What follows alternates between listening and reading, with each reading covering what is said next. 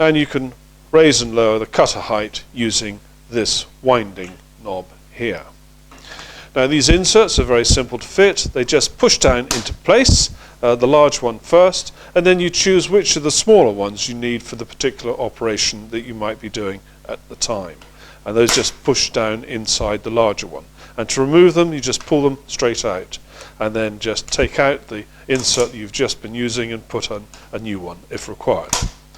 All very simple. Now if you're doing profile work or using a ball bearing cutter like this where no fence is required, then you use this curved guard here. And this fixes on using 3 threaded screws like so, plus this extra one. And if you look down onto the plate, you'll find there are 4 holes which match up with the 4 holes in the guard.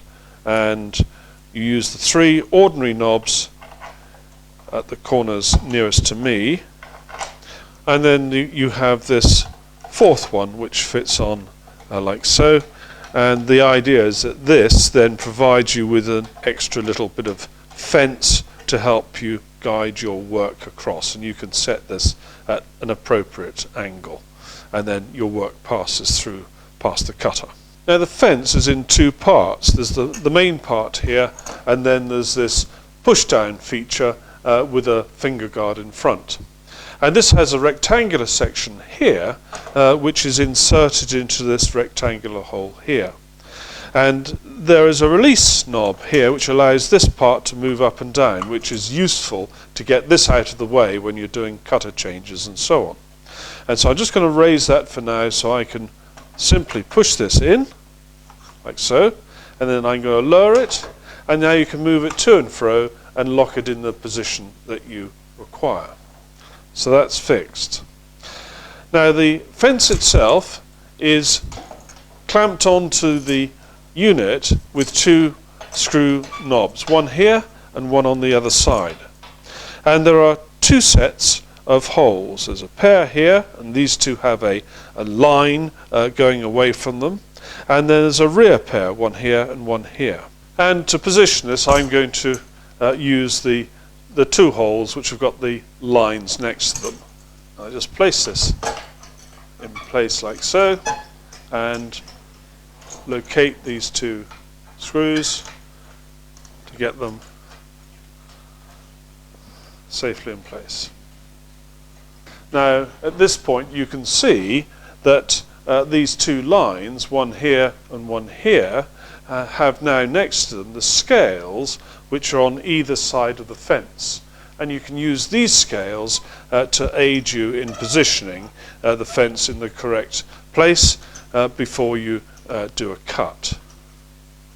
And so that's the fence now in that position. If you want to move this guard out of the way, you release the knob there and up it comes out of the way. Goes back down and push down, and that clicks into place.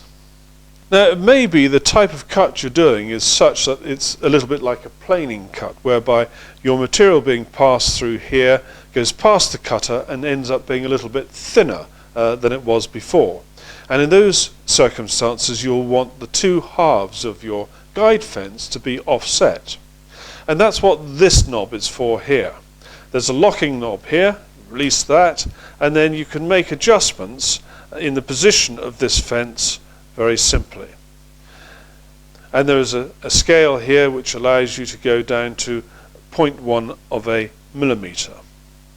Now if you're not using it for that type of cut and you want these to be in a straight line, you can set them in a straight line by using a straight edge, and when they're there, lock this off here. Now there is a scale, and it's this grey piece here, which allows you to have it set up so you can easily return it to a given position. And now that these are in a straight line, I've just turned this grey scale round so that 0 is on the mark there. And the rest of the various knobs here are very simple. 2 here for allowing this side of the fence to be adjusted, and then 2 here, 1 there and 1 there for the adjustment of this side of the fence, and when it's in position you lock it off with those 2. And for dust collection with the OF2200, I'm going to have a 36mm hose from here and a 27mm hose coming off from the router itself. And you can get this kit which allows you to set up those two hoses going to a single extractor, and this is then simply connected here and then underneath at the router like so, and then this goes to your extractor. Very simple indeed. And setting up a cutter is very simple. I've raised the router up as high as it will go, and I can easily insert the cutter then into the collet. I reach down underneath and feel for the ratchet lock, and I'm now able to tighten this up, first of all finger tight, and then very simply like so. There's the cutter in. Now I'm going to put my little reducer in, and that's absolutely perfect. So we're now ready to get this adjusted for height. And I use one of these, which are cheap and cheerful little gadgets for checking the height or measuring the height of a cutter. And as soon as you've got it pretty close, and that's it. Exactly where I want it to be. So we're now ready to do our first cut. Right, the fence is all set up, the bit's in there, everything's adjusted, and I'm going to do just a simple channel in this piece of sapele, and all I've got to do now is get my push down feature and the guard in the right place. So put that down, lock that in place. I'm going to put my piece of wood under here and then loosen off this locking knob here, push down just to get a bit of pressure on my piece of wood, and then tighten up.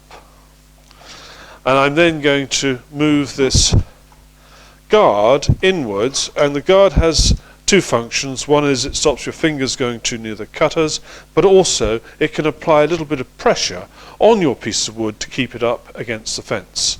So that feels as though it's in the right place. That's done, everything's locked, everything's checked, and so I'm going to run this up for the first time. I've got my dust extractor set up and it's connected, so away we go.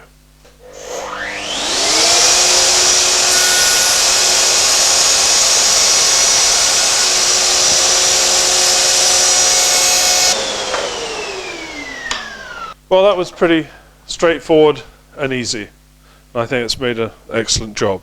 Now, I know a lot of people are interested in panel raising using this setup, and so I've put a panel raising cutter in here, and remember I've got the OF2200 down below, and this fits in very easily because of the wide aperture on the OF2200.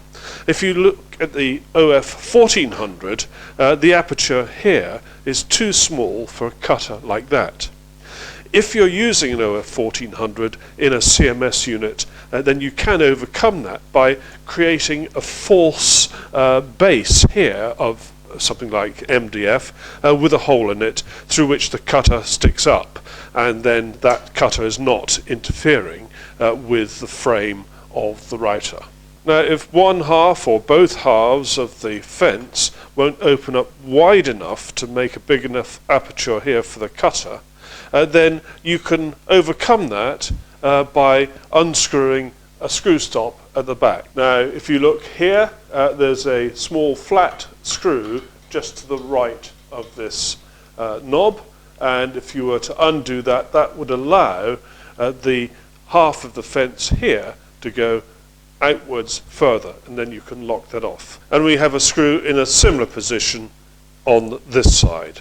So you can undo that, move it to the position you want, lock that up again, and then you've got the opening that you need. So I'm now able to get this adjusted such that I've got clearance here and clearance on this other side as well.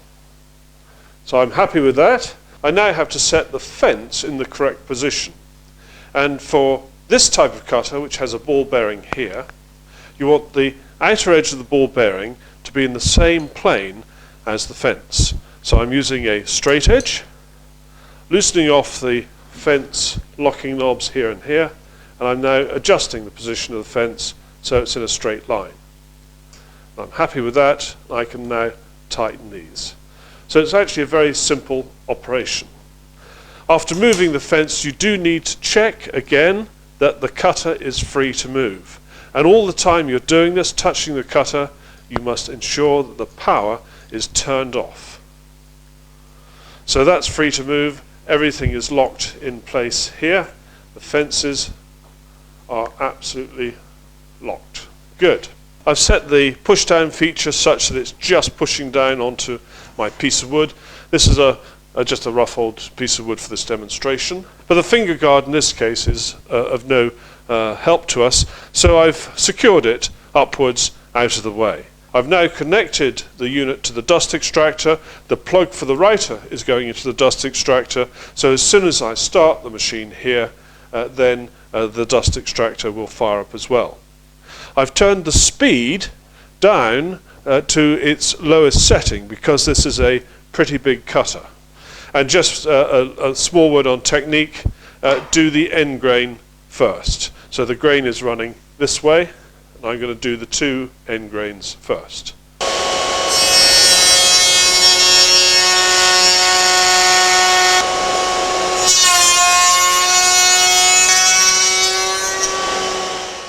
And there's my piece of wood, and you can see that's not too bad at all.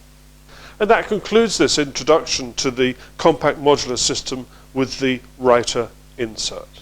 And don't forget, this is a portable system. You can very easily take the router out of here and use it as a handheld device.